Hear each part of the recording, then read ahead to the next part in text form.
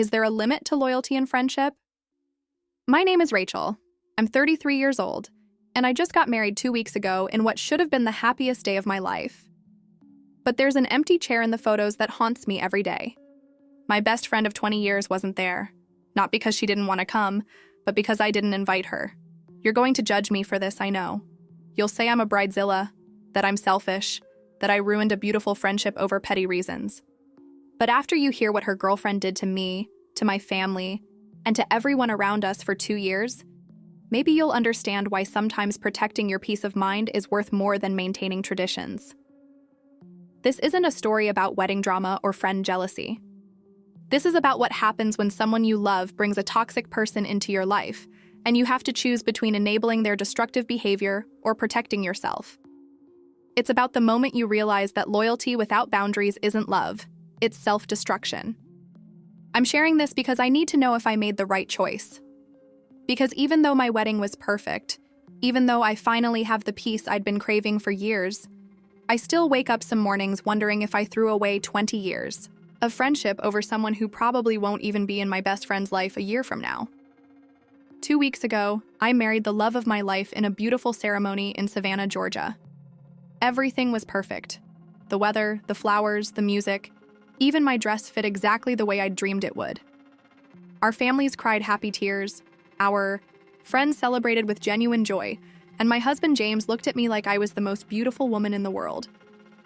But when I look at our wedding photos, all I can see is the empty space where Emma should have been standing. Emma Rodriguez has been my best friend since we were 13 years old. We met in 8th grade when her family moved to our small town in South Carolina, and she was the shy new girl who sat alone at lunch. I invited her to sit with my group, and from that moment, we were inseparable. We did everything together: sleepovers, school projects, double dates, college applications. When I went to University of Georgia and she went to Georgia Tech, we talked on the phone every single night. When I moved to Atlanta for my marketing job, she followed 6 months later and got an apartment 3 blocks from mine. Emma was supposed to be my maid of honor. We'd talked about it since high school, planned it during college, and she'd already helped me pick out her dress. The bridesmaid dress is still hanging in my closet, tags still attached, because I couldn't bring myself to return it. But Emma won't see my wedding photos. She won't hear about how perfect the day was or how happy James and I looked. Because for the first time in 20 years, Emma and I aren't speaking, and it's all because of Vanessa.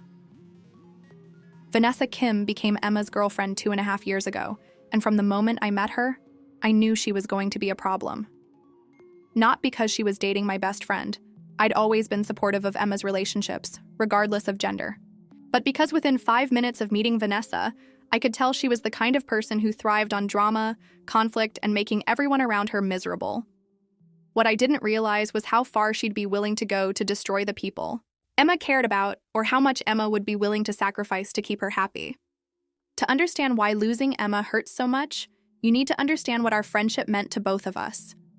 Emma wasn't just my best friend. She was my chosen sister, my person, the one I called first with good news and bad news alike.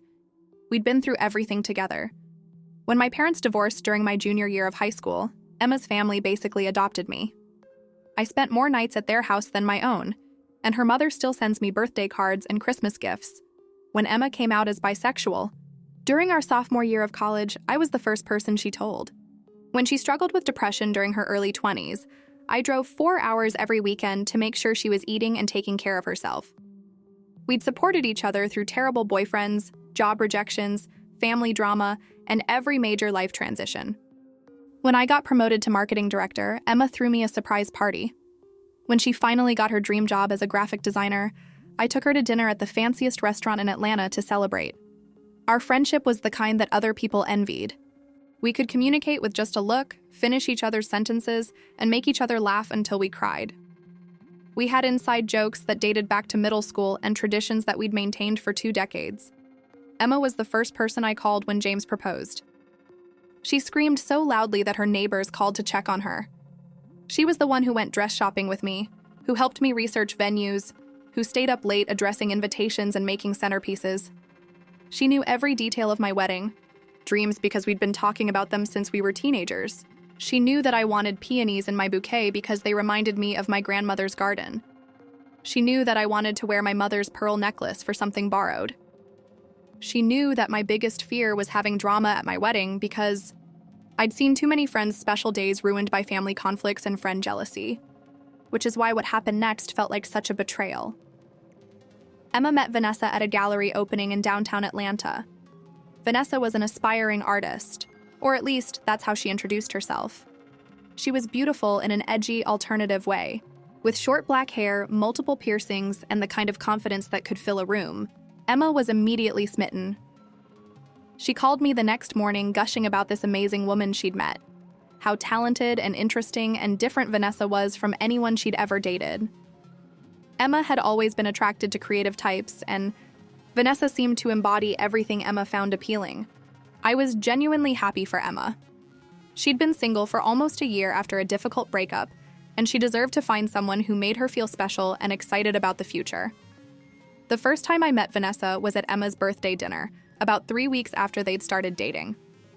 Emma had invited our usual group of friends to celebrate at our favorite Italian restaurant, and she was practically glowing as she introduced Vanessa to everyone. Vanessa was charming at first. She complimented my outfit, asked thoughtful questions about my job, and seemed genuinely interested in getting to know Emma's friends. But there were small things that made me uncomfortable. The way she corrected Emma's stories, how she monopolized the conversation, and how she seemed to be studying all of us rather than genuinely engaging. The real red flag came at the end of the evening. As we were saying goodbye, Vanessa made a comment about how cute it was that Emma and I were so close, but that she hoped I wouldn't be one of those best friends who got jealous when their friend found love.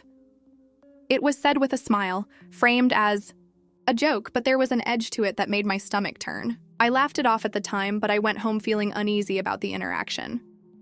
What do you think about first impressions? When you meet someone and get a bad feeling, do you trust that instinct or give them the benefit of the doubt? Looking back, I wish I'd trusted my gut from that very first meeting. Over the next few months, Vanessa's behavior became more concerning, but in ways that were subtle enough that Emma didn't see the pattern. Vanessa had perfected the art of backhanded compliments and passive-aggressive comments that sounded friendly on the surface but left their targets feeling confused and hurt. She'd comment on my outfits by saying things like how brave I was to wear bold colors, or how refreshing it was to see someone so confident despite not being conventionally pretty. She'd praise my relationship with James while mentioning how lucky I was that he didn't seem to mind dating someone so career-focused and independent. With other members of our friend group, she was equally subtle but devastating. She'd ask our friend Sarah when she was planning to lose her baby weight, 6 months after Sarah had given birth. She'd tell our friend Mike how admirable it was, that he stayed positive despite not being very successful in his career. Each comment individually seemed borderline acceptable, maybe tactless, but not necessarily malicious. But the cumulative effect was that everyone in our group started feeling insecure and off balance around Vanessa. Friend gatherings that used to be fun and relaxed became tense and uncomfortable. The worst part was how she'd position herself as the victim whenever anyone tried to address her behavior. If someone looked hurt by one of her comments, she'd immediately apologize and claim that she'd been misunderstood, that she was just trying to be helpful or honest, that people were being too sensitive. Emma, who was completely infatuated, always took Vanessa's side. When I tried to talk to Emma about some of Vanessa's more cutting remarks, Emma defended her girlfriend by saying that Vanessa was just very direct and that I was reading too much into innocent comments. But the comments weren't innocent, and they were having their intended effect. Our friend group started making excuses to avoid gatherings when they knew Vanessa would be there. Invitations that used to be automatic became complicated negotiations about who would be attending and whether it was worth dealing with the drama. I want to pause here and thank everyone who stayed with me through this story so far. I know it might seem like I'm overreacting to someone being a little rude, but psychological manipulation can be incredibly subtle and damaging. The worst part is still coming, and I need your perspective on how far someone should go to protect themselves from this kind of behavior. Things escalated dramatically when I invited Emma and Vanessa to my family's annual 4th of July barbecue. This was a tradition that went back to childhood. Emma had been coming to our family gatherings for nearly 20 years and was considered part of the family by everyone. My parents, my brother, my aunts and uncles, and my cousins all loved Emma. She had relationships with family members that were independent of me, inside jokes with my dad, and a special bond with my grandmother who was battling dementia but always remembered Emma's name. I thought bringing Vanessa to a family event might help her feel more included and give her a chance to see why Emma meant so much to all of us.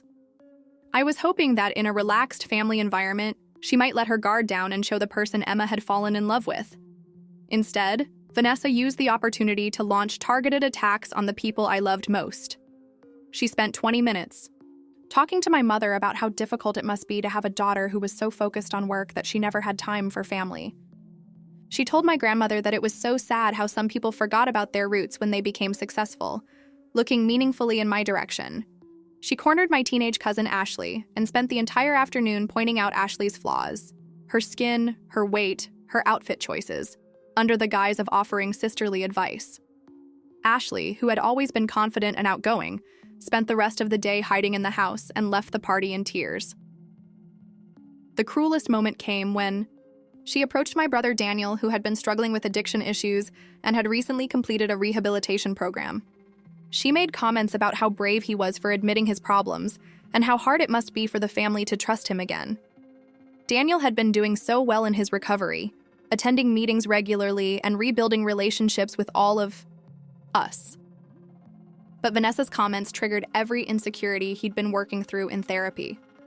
He left the barbecue early and didn't speak to any of us for 2 weeks because he was convinced we'd been talking about him behind his back. When I tried to talk to Emma about Vanessa's behavior at the barbecue, Emma accused me of being unfair and looking for reasons to dislike her girlfriend. She said that Vanessa had been nothing but kind to everyone, and that I was projecting my own insecurities onto innocent interactions. That's when I realized that Emma either couldn't see what Vanessa was doing, or she was choosing not to see it. Because acknowledging the truth would mean admitting that she'd fallen in love with someone who enjoyed hurting people. When James proposed to me 6 months later, I was over the moon with happiness. He'd planned the perfect proposal, a picnic in our favorite park surrounded by all the flowers I loved, with a ring that was exactly what I'd dreamed of but never expected. Emma was the second person I called right after my parents. She screamed with excitement and immediately started talking about wedding plans, just like we'd done since we were teenagers. For a moment, everything felt normal between us again. But then Vanessa got involved in the wedding planning, and my engagement period became a months-long nightmare. It started with small criticisms disguised as helpful suggestions. Vanessa questioned every decision I made. The venue was too traditional, the colors were boring, the flowers were predictable. She'd suggest alternatives that were completely opposite to what I wanted, then act hurt when I didn't enthusiastically embrace her ideas. She inserted herself into wedding shopping trips, even when she wasn't invited. When Emma and I went to look at bridesmaid dresses, Vanessa showed up and spent the entire appointment criticizing the styles, the colors, and the fit. She made comments about how certain cuts would be unflattering on Emma's body type and how the color palette would wash out her skin tone. The wedding planning that should have been one of the happiest times of my life became a source of constant stress and anxiety. Every decision became a battle, with Vanessa questioning my choices and Emma caught in the middle, trying to keep everyone happy but ultimately always siding with her girlfriend. The breaking point came during my bridal shower planning. My mother, my future mother-in-law, and I had planned a lovely afternoon tea at a local garden venue. It was supposed to be intimate and elegant, exactly what I'd always wanted. But Vanessa convinced Emma that the party was boring and old-fashioned. She suggested that a real best friend would plan something more fun and exciting, more reflective of who I really was. She pushed Emma to change the entire event to something more modern and edgy, despite knowing that it wasn't at all what I wanted. When I found out about the changes Emma was trying to make behind my back, we had our first real fight in 20 years. I told Emma that I felt like she was letting Vanessa hijack my wedding, and that I didn't understand why she was prioritizing her girlfriend's opinions over mine. Emma's response broke my heart. She told me that I was being a bridezilla, that I was jealous of her relationship, and that I was trying to control everyone around me. She said that maybe I wasn't the person she thought I was, and that she was starting to see why Vanessa had concerns about our friendship. After our fight about the bridal shower, Emma and I didn't speak for 3 weeks. It was the longest we'd ever gone without talking, and I felt like I was missing a limb. I missed her laugh, her advice, her presence in my daily life. I missed having someone who understood me so completely that I didn't have to explain my thoughts and feelings. I decided to make one last attempt to save our friendship. I invited Emma to lunch, just the two of us, no Vanessa, so we could talk honestly about what was happening between us. I spent hours preparing for that conversation. I wrote down everything I wanted to say, practiced how to express my concerns without sounding accusatory, and prepared myself to listen to Emma's perspective with an open mind. When we met at our favorite cafe, the place where we'd had countless, important conversations over the years, I poured my heart out to Emma. I told her how much our friendship meant to me, how losing her would be like losing a piece of myself. I explained that I wasn't trying to control her relationship, but that I was genuinely concerned about how Vanessa's behavior was affecting not just me, but everyone around us. I gave Emma specific examples of Vanessa's comments and actions, not to attack her girlfriend, but to help Emma see the pattern I'd been observing. I told her about the conversation with my cousin Ashley, who was still struggling with self-esteem issues months after the barbecue. I mentioned my brother Daniel's relapse into depression after Vanessa's comments about his recovery. I begged Emma to consider that maybe Vanessa's behavior wasn't as innocent as it seemed, and that protecting our friendship didn't mean she had to choose between me and her girlfriend. It just meant setting some boundaries about how I was treated. Emma listened to everything I said, and for a moment, I thought I saw recognition in her eyes. I thought maybe she was finally seeing what I'd been trying to show her for months. But then she told me that I was wrong about everything. She said that Vanessa had warned her that I would eventually try to sabotage their relationship because I couldn't handle not being the most important person in Emma's life. She said that my examples of Vanessa's bad behavior were either misunderstandings or outright lies designed to make her girlfriend look bad. The worst part was when Emma told me that she'd been recording our conversation on her phone to play for Vanessa later, so her girlfriend could hear exactly what I was saying about her behind her back. That's when I knew I'd lost my best friend completely. The conversation with Emma at the cafe was a turning point for me. I realized that no amount of evidence, no number of examples, and no appeals to our decades of friendship were going to make Emma see what Vanessa was really doing. Emma had chosen her side, and it wasn't mine. I went home that day and made the hardest decision of my adult life. I was going to uninvite Emma from my wedding. I know how that sounds. I know that wedding etiquette says you don't uninvite people, especially not your supposed maid of honor. I know that it seems petty and cruel and completely disproportionate to the situation. But I also knew that having Emma and Vanessa at my wedding would mean months of additional stress, manipulation, and drama leading up to the event. It would mean watching Vanessa undermine every decision, criticize every choice, and find ways to make my special day about her need for attention and control. More importantly, I realized that Emma was no longer the person I'd been friends with for 20 years. The Emma I knew would never have prioritized a girlfriend's feelings over our friendship. She would never have dismissed my concerns so completely or participated in recording private conversations to share with someone who'd been deliberately cruel to my family.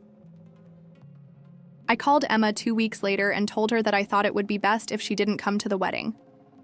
I explained that I didn't want any drama or tension on my special day, and that given how things had been between us lately, I thought it would be better for everyone if we took a break from our friendship. Emma's reaction was immediate and explosive. She accused me of being a terrible friend, a selfish bridezilla, and a manipulative person who couldn't stand to see her happy. She told me that she was glad she was finding out who I really was before wasting any more years of her life on our friendship. She also told me that Vanessa had predicted this exact scenario months earlier, and that they'd both been preparing for me to eventually show my true colors. According to Emma, Vanessa had been trying to protect her from my toxic behavior all along. The call ended with Emma telling me that I was dead to her, and that she never wanted to see or speak to me again. She hung up before I could respond, and I sat in my kitchen crying for 2 hours. Word of my decision to uninvite Emma spread quickly through our social circle, and the reactions were swift and divided. Some friends understood my position, having witnessed Vanessa's behavior firsthand and seen how much the situation had been affecting me. Others were horrified by what they saw as my cruel treatment of a lifelong friend. They pointed out that Emma had been nothing but supportive during my engagement, that she'd spent countless hours helping with wedding planning, and that uninviting your maid of honor was an unforgivable betrayal. Several mutual friends reached out to me privately to express their support. Sarah told me that she'd been avoiding group gatherings because of Vanessa's comments about her post-pregnancy body, and that she was relieved someone had finally addressed the elephant in the room. Mike mentioned that Vanessa's criticism of his career had triggered a period of depression that he was still working through in therapy. But other friends took Emma's side completely. They organized a support dinner for her, started a group chat that excluded me, and made it clear that they viewed me as the villain in this situation. My family was fully supportive of my decision. My mother told me that she'd been worried about Vanessa's influence on Emma for months, and that she was proud of me for protecting my wedding day and my mental health. My brother Daniel was particularly vocal in his support, sharing how Vanessa's comments at the barbecue had affected his recovery process. But the family friend who'd known Emma since childhood was disappointed in me. She felt that I was throwing away a precious friendship over wedding stress and personality conflicts that would eventually resolve themselves. The hardest part was losing friends who felt forced to choose sides. People who'd been part of our extended social circle for years suddenly had to decide whether to maintain relationships with both Emma and me separately, or pick one of us and lose the other entirely. Some mutual friends tried to play peacemaker, suggesting that Emma and I both had valid points and should find a way to work things out before the wedding. But I was beyond the point of compromise. The recording incident had shown me that Emma was willing to betray my trust to protect her relationship with Vanessa, and I couldn't unsee that betrayal. My wedding day was everything I dreamed it would be. The weather was perfect, the venue looked magical, and I felt like a princess in my dress. James looked handsome and nervous and so full of love that I nearly cried during our first look. Walking down the aisle toward the man I was going to spend my life with, surrounded by people who genuinely wanted to celebrate our love, I felt pure happiness for the first time in months. There was no drama, no tension, no one making snide comments or creating chaos. Just joy and love, and the feeling that this moment was exactly as it should be. My new maid of honor was my cousin Jessica, who stepped in when I explained the situation with Emma. Jessica was thrilled to be part of the wedding and brought an enthusiasm and positivity that made all the pre-wedding activities fun instead of stressful.